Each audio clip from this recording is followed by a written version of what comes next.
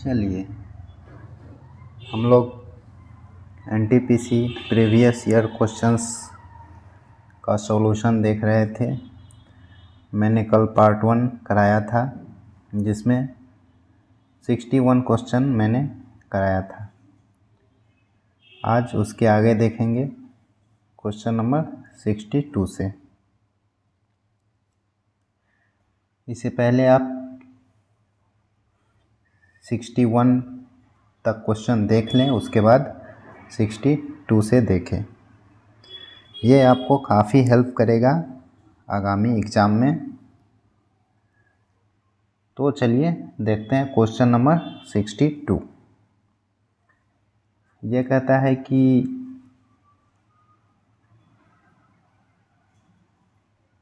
ये जो है 2 का स्क्वायर गुना 3 का पावर 1 गुना 5 का पावर 2 गुना 7 का पावर 1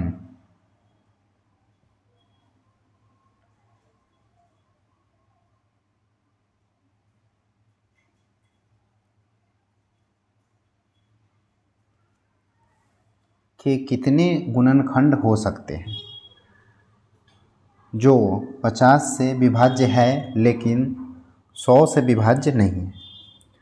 तो 50 से विभाज्य होने के लिए किसी भी गुणनखंड में क्या होना चाहिए?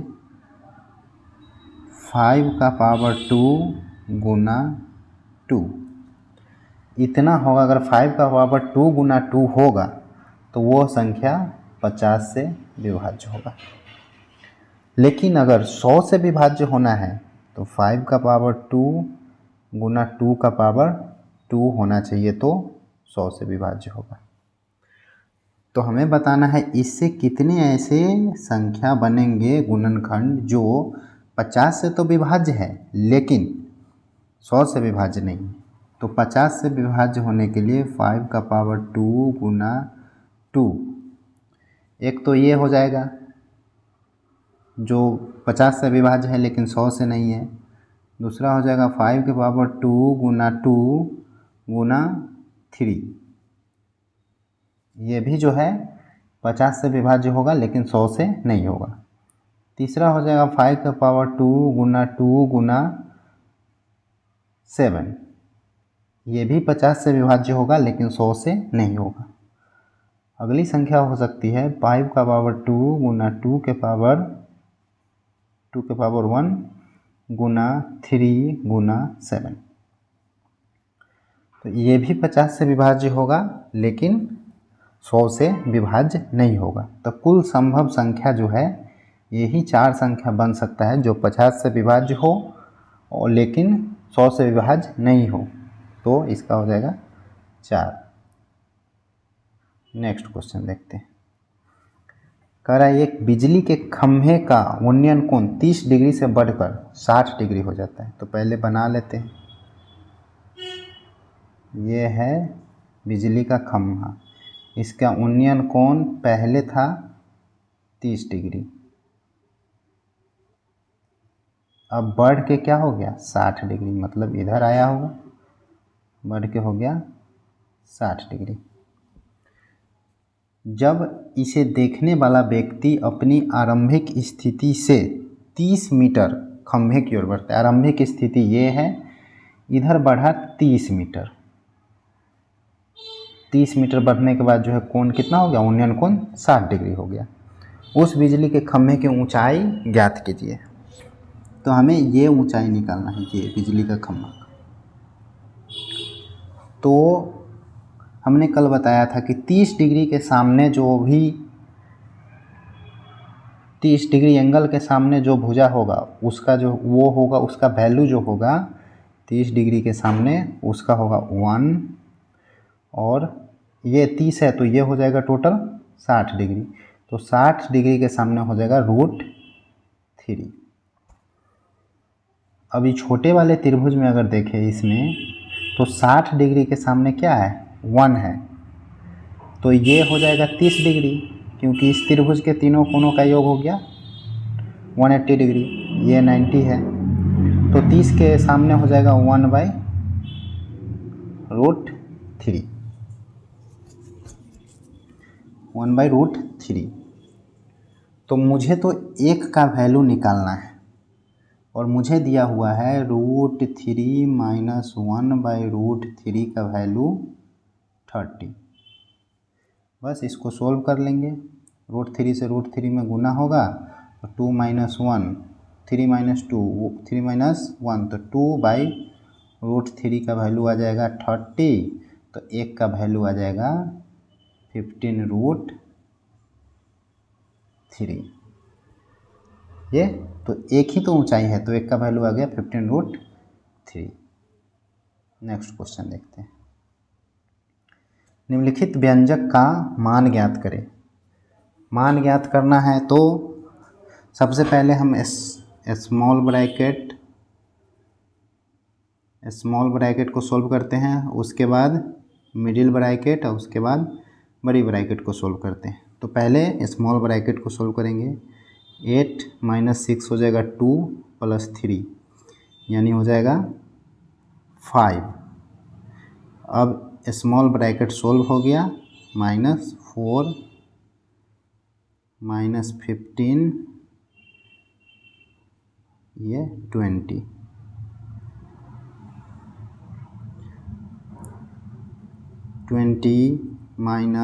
अब ये करेंगे तो हो जाएगा -1, 4 - 5 -1, अब -1 माइनस से हो जाएगा 15 + 1, ये हो जाएगा 16।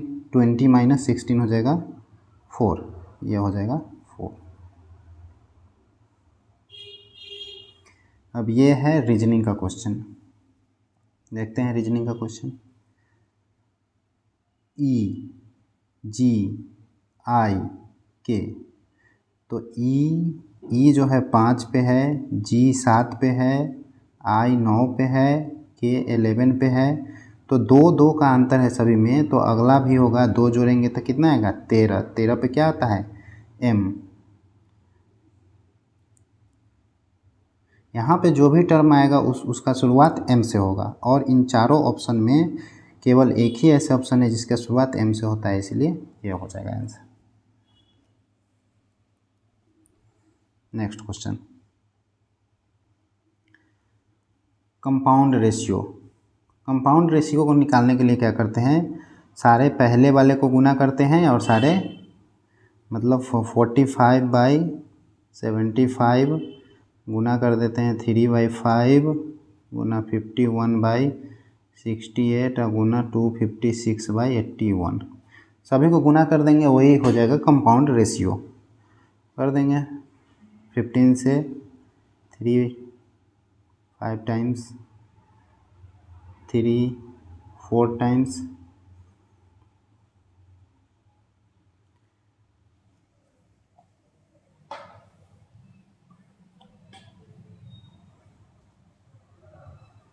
तो अब इसको क्या करेंगे 3 और 3 का गुना करेंगे तो 27 और 27 से ये कट जाएगा 3 टाइम्स और ये 4 से काटेंगे 256 को 64 आ जाएगा।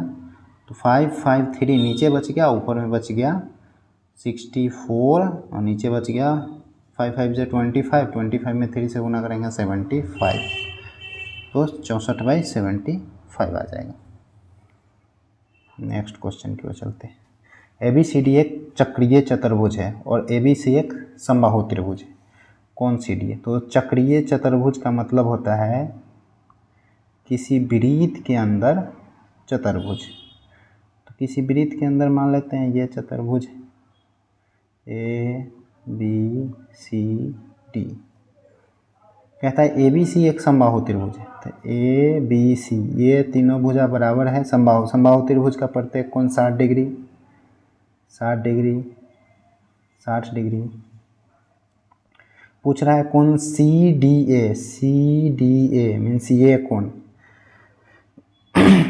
तो चक्रीय चतुर्भुज में आमने सामने के कोण का योग 180 डिग्री होता है। मीन्स B + D कोण जो है ये क्या हो जाएगा 180 डिग्री। तो B का वैल्यू है 60 + D = 180 डिग्री। तो कोण D हो जाएगा 180 में से 60 घटाएंगे 120 डिग्री हो जाएगा 120।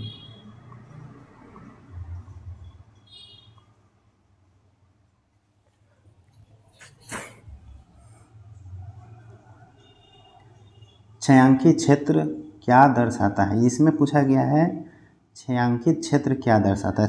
छायांकित क्षेत्र जो है तीनों में है, तो वो तीनों लोग को दर्शाता होगा जो तीनों काम करते होंगे। तो देखिए वे लोग जो केवल चॉकलेट खा और आइसक्रीम खाते हैं, नहीं ये दो नहीं है। वे लोग जो केवल कैंडी और आइसक्रीम खाते हैं, नहीं केवल वाले तो है नहीं। वे लोग जो चॉकलेट कैंडी और आइसक्रीम पसंद करते हैं, तो तीनों, तो ये तीनों पसंद करने वाले उसमें हो जाएंगे। अगला देखते हैं, यूनेस्को का मुख्यालय कहाँ है, तो यूनेस्को का मुख्यालय पेरिस में है। FAO के सोफिया 2020 डेटा के अनुसार कौन सा देश विश्व का सबसे बड़ा मछली उत्पादक है, तो इसका हो जाएगा चीन। अगला क्वेश्चन है, उन दो गोलों के आयतनों का अनुपात ज्ञात कीजिए जिनके वक्र पृष्ठ के क्षेत्रफल का अनुपात 1:4 है। तो त्रिज्या का अनुपात A:B है अगर, तो क्षेत्रफल का अनुपात, क्षेत्रफल हो जाएगा A² / B² और आयतन हो जाएगा AQ/BQ। तो ये क्षेत्रफल दिया है 1:4,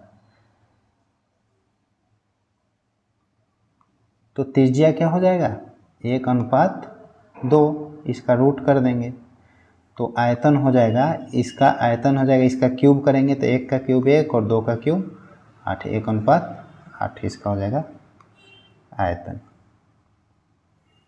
साधारण ब्याज की कितने प्रतिशत वार्षिक दर पर एक धनराशि 5 वर्ष में मूल राशि के 8/5 के बराबर हो जाएगी। तो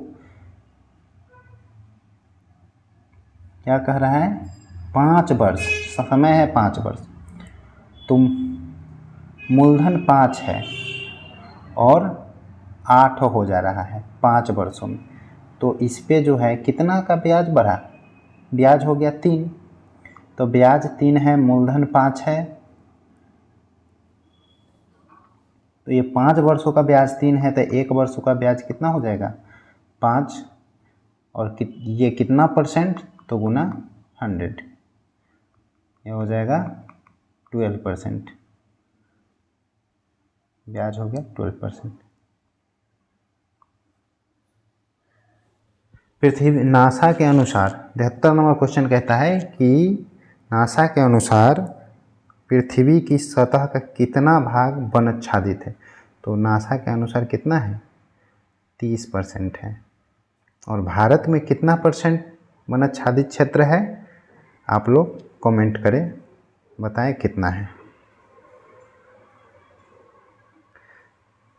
grand old man of India जानते हैं दादा भाई नौरोजी। टेलीफोन का आविष्कार 1876 में किसने किया, JL बेयर्ड। अब देखिए 76 नंबर क्वेश्चन है, 37 मीटर गुना 30 मीटर माप वाले आयताकार पार्क के अंदर की ओर एक रास्ता बना हुआ है जो 570 मीटर स्क्वायर जगह घेरता है। रास्ते की चौड़ाई क्या होगा, चलिए सोल्व करते हैं। ये मान लीजिए आयताकार पार्क हो गया, तो इसके अंदर ये मान लीजिए रास्ता हो गया, ये रास्ता हो गया, ये हो गया रास्ता,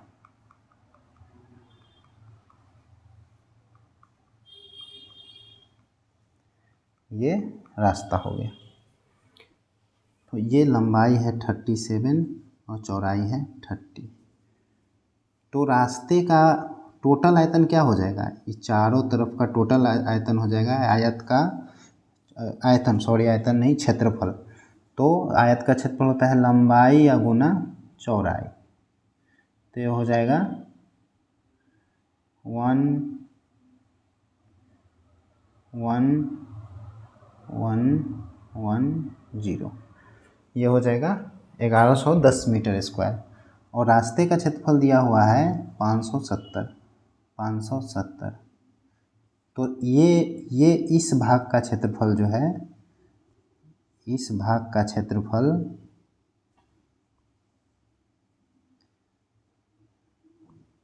इस भाग का क्षेत्रफल हो जाएगा, ये घटा लेंगे 0, 4, 5, 540।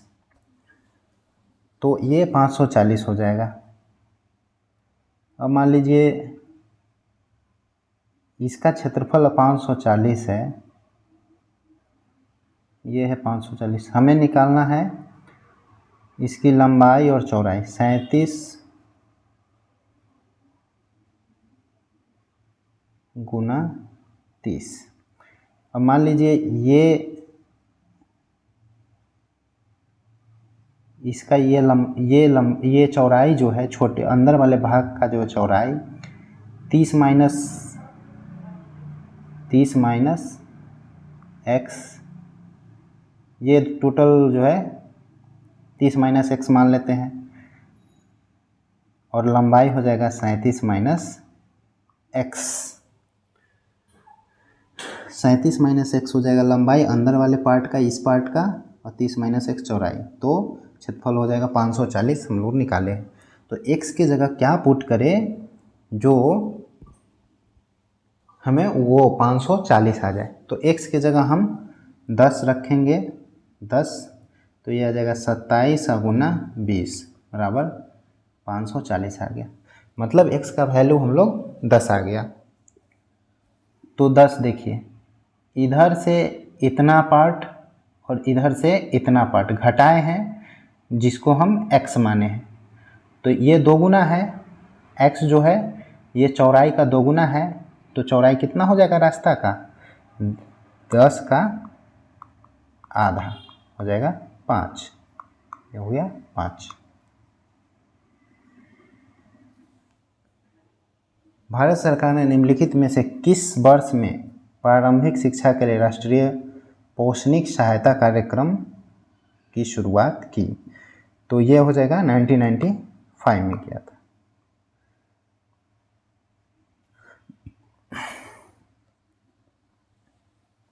देखिए, एक वस्तु को 390 के विक्रय मूल्य पर बेचने पर 20% का लाभ होता है। तो 100 रहा होगा क्रय मूल्य, विक्रय मूल्य 20% लाभ पर, तो 20% लाभ लेंगे तो विक्रय मूल्य हो जाएगा 120, और इसी 120 का वैल्यू है 390। तो क्रय मूल्य कितना है, 100 का वैल्यू क्या होगा, 0 से 0 कट जाएगा, 3 से कटेंगे तो 4 बार में 12 और 13 बार में 6, तो 4 का वैल्यू आ गया 13। तो हमें तो क्रय मूल्य 100 निकालना है, तो 100 का वैल्यू के लिए इधर 25 से गुना, इधर भी 25 से गुना, तो ये आ जाएगा 100 और इधर आ जाएगा 25 से 13 में गुना करना है। तो 25 से 10 में करेंगे 250, और 3 में करेंगे तो 75, 250 और 75 आ जाएगा 325। नेक्स्ट क्वेश्चन, कंप्यूटर के एक मेनू में डैश की लिस्ट होती है। कंप्यूटर के मेनू में जो है कमांड्स होता है। सीधी कार्यवाही दिवस सब लोग जानते हैं, मोहम्मद अली जिन्ना। एक अक्षांश में लगभग कितना किलोमीटर होता है, 111 किलोमीटर होता है, और देशांतर में 111.32 किलोमीटर होता है मैक्सिमम।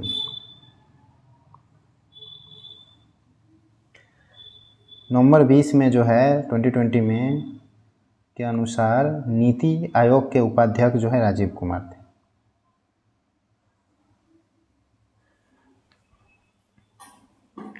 ये देखिए रीजनिंग का क्वेश्चन है। 4 सहेलियाँ अंकिता, श्रुति, पायल, महक एक आयताकार मेज के आसपास बैठी है। आयताकार मेज बना लेते हैं, चलिए आयताकार मेज, प्रत्येक कोने पर बैठी, सब चारों लोग जो है एक एक कोने पर बैठे। अंकिता श्रुति के दाईं ओर है, तो इसको किसी भी कोने से हम शुरुआत करेंगे। तो शुरुआत करते हैं किसी भी कोने से। अंकिता श्रुति के दाईं ओर है, तो कोने पे बैठी है, तो श्रुति यहाँ हो जाएगी, श्रुति के दाईं ओर, इधर दायां हाथ हो जाएगा, अंकिता हो गई श्रुति के दाईं ओर। जो पायल के विकर्णता सामने बैठी है, जो किसके लिए आया है? श्रुति के लिए। जो मतलब जो के जो बगल में रहेगा, जो हो रहा है, जो के बगल में जो भी चीज़ रहेगा वो उसके लिए आता है। तो ये जो श्रुति के लिए आया है, तो श्रुति क्या है? पायल के विकर्णता सामने है, तो श्रुति पायल के विकर्णता है। और 4 ही आदमी हैं, तो इधर कौन बच गया? महक बच गई। तो पूछ रहा है महक के सापेक्ष अंकिता कहाँ बैठी है? तो महक के विकर्णता सामने अंकिता है, सिंपल।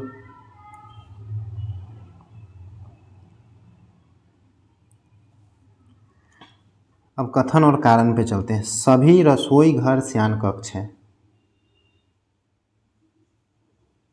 रसोई घर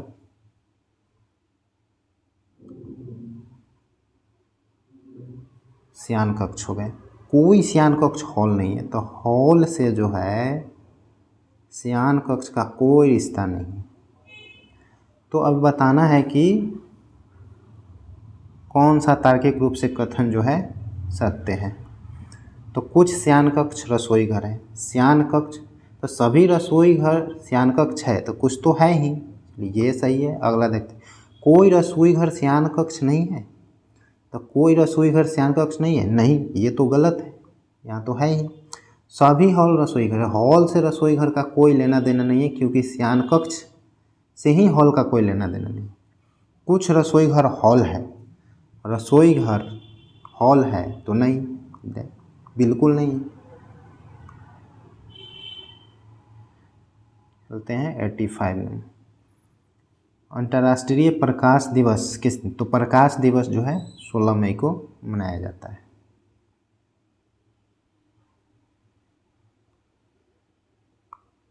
एटी 86 नंबर कहता है निम्नलिखित ग्राफ 7 वर्षों के दौरान कंपनी ए और बी द्वारा की गई बिक्री को दर्शाता है। ग्राफ के आधार पर उत्तर देना। क्वेश्चन कहता है किस वर्ष में कंपनी ए और बी द्वारा की गई बिक्री का अंतर न्यूनतम रहा? तो देखिए अंतर निकालना है ग्रीन और रेड में। तो यहाँ पे देखिए, यहाँ पे अंतर 0 है, दोनों का 30 है, तो ये 2006 में जो है अंतर मिनिमम है, निकालने का ज़रूरत नहीं है, देखने का है। ये अगला क्वेश्चन 87 है। एक हाथ घड़ी में सुबह के 7:30 बजे हैं। यदि घंटे वाली सुई दक्षिण पश्चिम दिशा को ओर इंगित करती है, तो 15 मिनट बाद मिनट वाली सुई किस दिशा को इंगित करेगी? तो पहले घड़ी बनाते हैं। घड़ी 12, 6, 3, 9, 7:30 बजे हैं, तो 7 और 30, तो ये मिनट की सुई यहाँ पर होगी और घंटे की सुई 7:30 यहाँ पे होगी। ये हो गई मिनट की सुई। अब क्या कर रहा है? यदि घंटे वाली सुई दक्षिण पश्चिम, यही तो दक्षिण पश्चिम दिशा की ओर इंगित करे, तो 15 मिनट बाद मिनट की सुई, तो 15 मिनट बाद मिनट की सुई कहाँ आ जाएगी? यहाँ पर आ जाएगी। तो किस दिशा में आ जाएगी मिनट की सुई? पश्चिम दिशा में।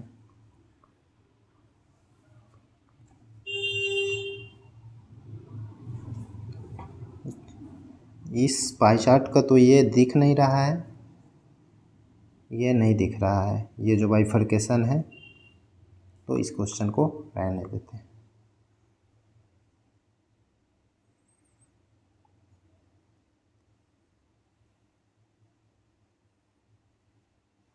नेक्स्ट क्वेश्चन देखते हैं।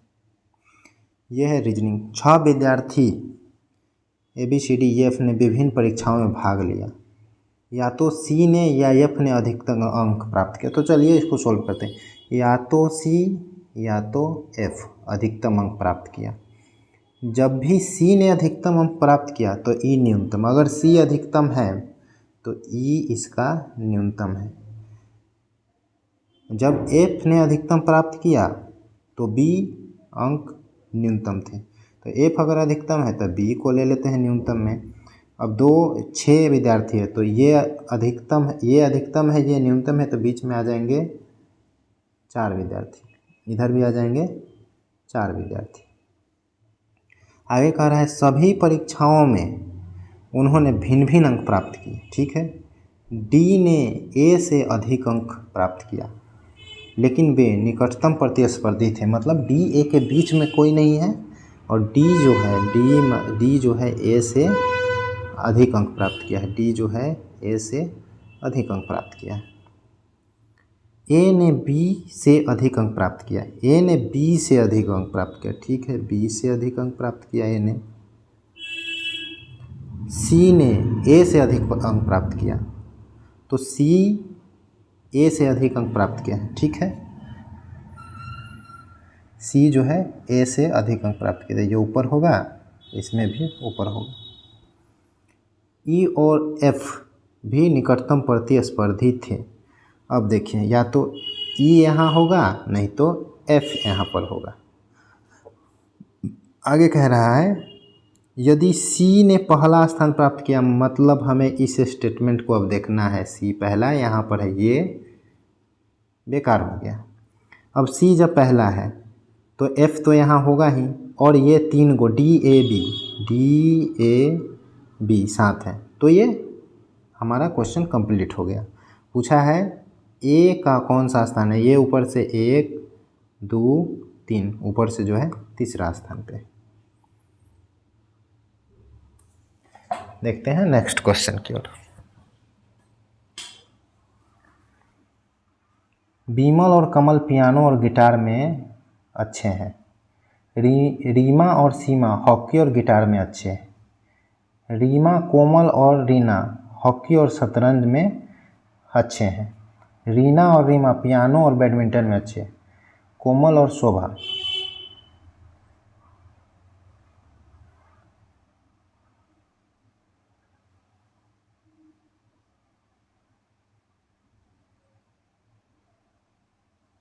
आगे कह रहा है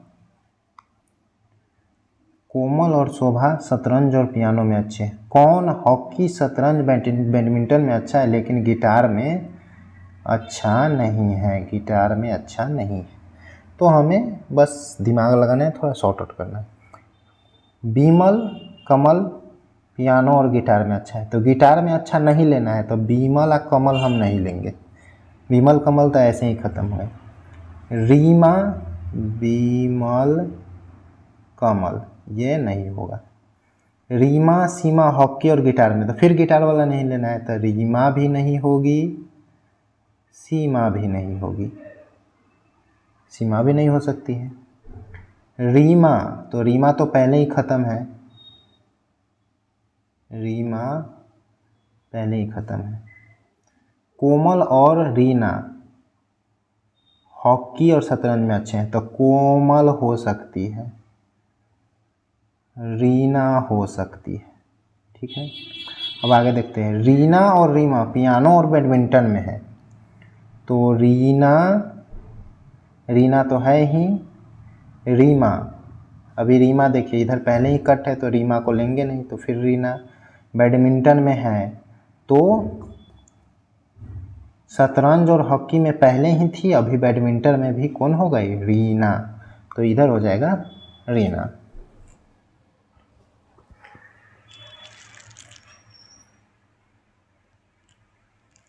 चलिए आगे चलते हैं।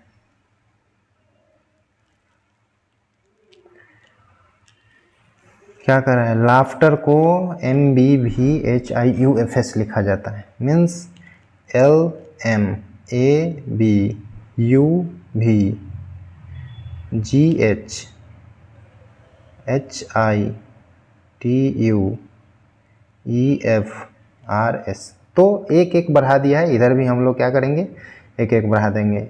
DEEFPQ RSEFSTSTIJOPNO, तो ये हो जाएगा। अब देखते हैं अगला क्वेश्चन। किसी परिवार के 5 सदस्य A B C D और E हैं। डी और डी इतने सदस्य हैं, ठीक है। डी बी का पिता है, डी बी का पिता हो गया। बोले थे कि पिता को प्लस लिखना है पुरुष को और ऊंची पीढ़ी को ऊपर लिखना है, उसके नीचे पीढ़ी को नीचे लिखना है। जो कि ए की पत्नी है, जो किसके लिए आया, बी के लिए, तो बी ए की पत्नी है, बी ए की पत्नी है। ए के लिए पत्नी के लिए यूनियन का साइन देंगे और बी पत्नी है तो ए पति है। सी डी की बहन है, डी सी समान के लिए सामने की तरफ लिखेंगे, बहन है माइनस है। और ई डी की पत्नी है, ई जो है डी की पत्नी हो गई। ई का ए से क्या संबंध है, तो बताइए ई का ए से क्या संबंध है। का, जिसमें का लगा रहेगा वो कौन लगता है बताएंगे, तो ई के साथ का लगा है मतलब ई कौन है। तो ई किसका कौन है, तो ई ए का कौन है, तो ये देखिए बेटी का पति। तो क्या हो जाएगा, ये ए दामाद हो जाएगा और ई सास हो जाएगी। देखिए अगला कथन और कारण है। प्रशासनिक विभाग में कार्यरत अधिकारियों को हस्तांतरित कर देना चाहिए। क्यों भाई, क्यों कर देना चाहिए। हाँ, वे लोग साथ मित्रवत हो जाते हैं और उन्हें प्रभावित किया जा सकता है। चलिए सही है, एक जगह अगर साथ में छोड़ देंगे तो वो लोग गंडगोल करेंगे और समय समय पर जब बदलते रहेगा, हालांकि इसके कुछ लॉस भी है, लेकिन वो अपना व्यू इसमें नहीं देना है। जो लिखा हुआ है स्टेटमेंट, ये स्टेटमेंट इसी को पढ़ के सिर्फ जवाब देना है। नहीं, बार बार स्थानांतरित किया जाना अधिकारियों को पसंद नहीं। अधिकारी के पसंद से तो मतलब है ही नहीं, जो स्टेटमेंट का है उससे मतलब है। तो इसका क्या हो जाएगा, केवल एक सही हो जाएगा।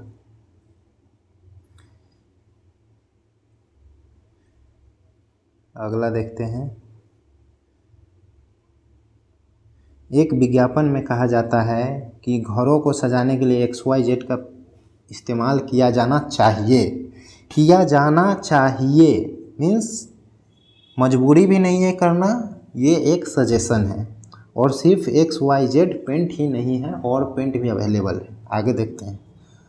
लोग अपने घरों को सजाना चाहते हैं, ठीक है, सजाने की बात हो रही है तो लोग सजाना चाहते हैं।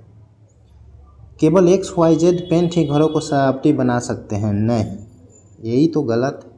तो ये हो जाएगा केवल एक।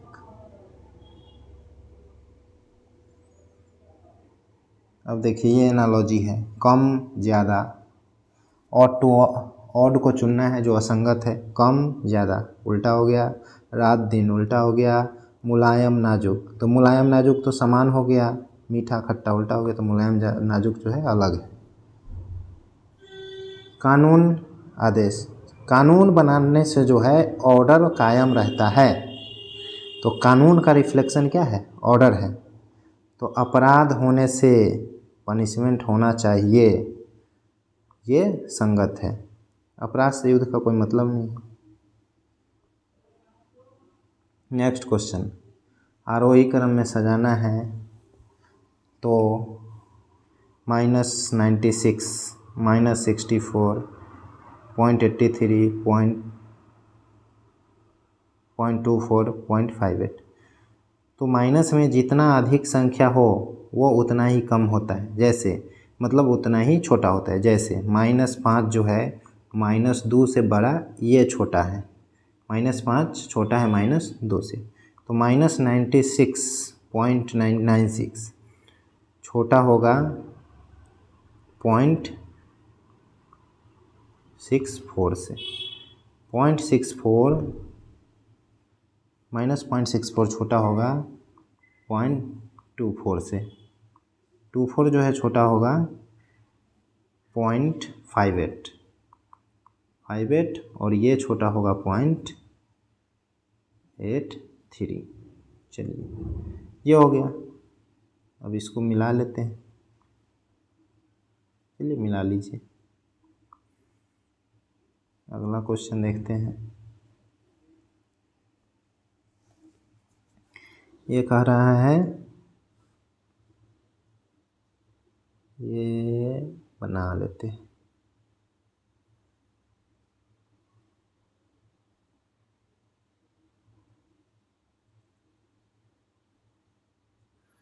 WATS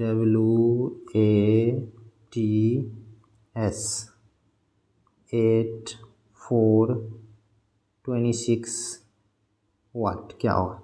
तो देखिए S का उल्टा होता है H और H का वैल्यू होता है, H जो है 8वें नंबर पे आता है जो लेटर है इंग्लिश का, उसमें W होता है, W का उल्टा होता है D और D का हो जाएगा D 4 नंबर पे आता है।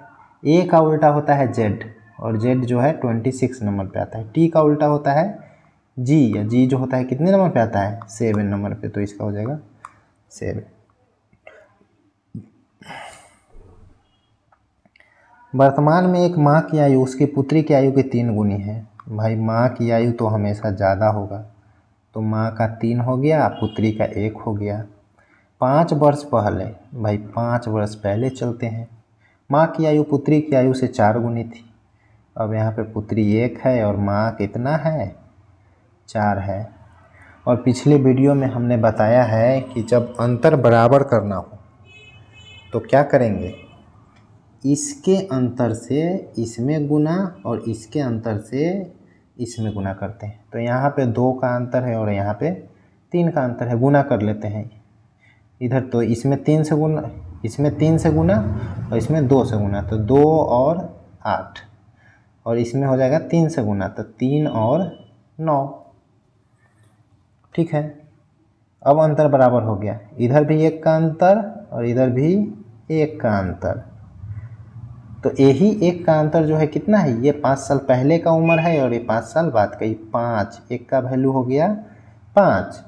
तो अभी वर्तमान आयु है 3 और 9, तो 3 का वैल्यू हो जाएगा 15 और 9 का वैल्यू हो जाएगा, 9 में 5 से गुना करेंगे तो 45, यानी माँ की उम्र हो गया 45 और पुत्री की उम्र हो गया 15। तो ये पुत्री का पूछा है।